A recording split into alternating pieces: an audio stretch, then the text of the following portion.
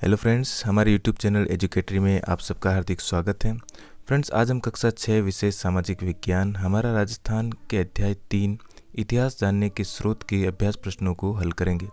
तो आइए प्रश्नों को देखते हैं। सबसे पहले हैं वैकल्पिक प्रश्न।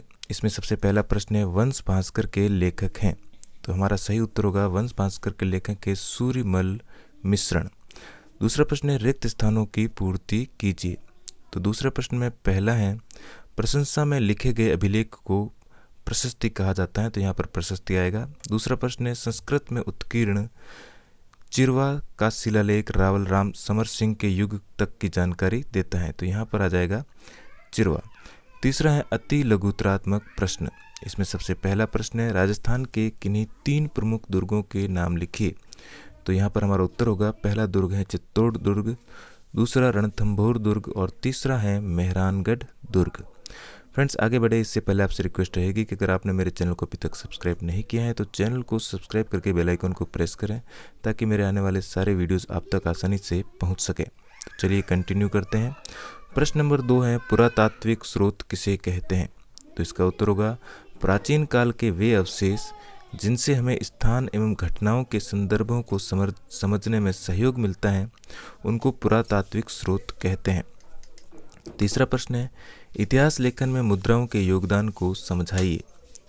यहाँ पर उत्तर होगा मुद्राओं से किसी भी काल विशेष की राजनीतिक, धार्मिक, आर्थिक स्थिति का पता चलता है जो कि इतिहास लेखन में सहायक हैं।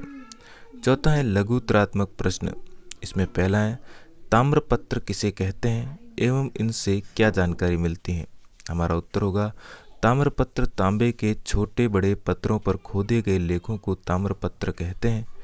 दान पुण्य से संबंधित होने के कारण इन्हें दान पत्र भी कहा जाता है। ताम्रपत्र से हमें शासक, काल, भाषा, पर्व, धर्म, भूमि और भूमि के प्रकार, नापतोल और दान के प्रकार आदि का पता चलता है।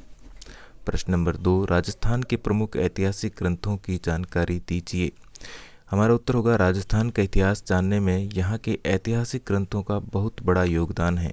राजस्थान के प्राचीन इतिहास को जानने में वेद, पुराण, रामायण, महाभारत, बौद्ध एवं जैन ग्रंथों से सहायता मिलती है।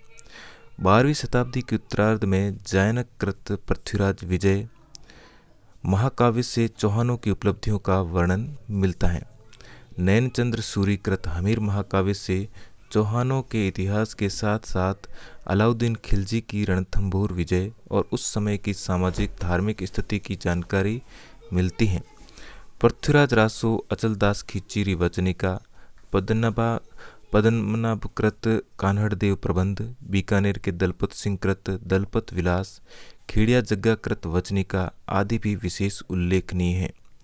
नैणसिरी ख्यात, बांकीदास ख्यात, दयालदास की ख्यात और जोधपुर राज्य की ख्यात आदि से इतिहास जानने में सहायता मिलती है। फारसी, उर्दू, तारीखों यानी कि इतिहास ग्रंथों से हमें विशेषतया मध्यकालीन राजस्थान का इतिहास समझने में मदद मिलती है। कर्नल जेम्स टॉड कृत एनल्स एंड एंटिक्वालिटीज ऑफ राजस्थान और पश्चिमी भारत की यात्रा, बूंदी के महाकवि, यहाँ पर बूंदी लिखा हुआ है, बूंदी के महाकवि सूर्यमल मिश्रण का वंश भास्कर, कविराज श्यामल दास कृत वीर विनोद, विश्लेश्वर नाथ रेव कृत मारवाड़ राज्य का इतिहास, गौरीशंकर, हीराचंद ओझा लिखित उदयपुर, जोधपुर, सिरोही, डूंगरपुर, बांसवाड़ा, प्रतापगढ़ के इतिहास ग्रंथ उल्लेखनीय है। तो इसके साथ ही हमारा आज का पाठ यहीं पर समाप्त हुआ। वीडियो अच्छा लगा हो तो लाइक, शेयर और चैनल को सब्सक्राइब करना ना भूलें। धन्यवाद।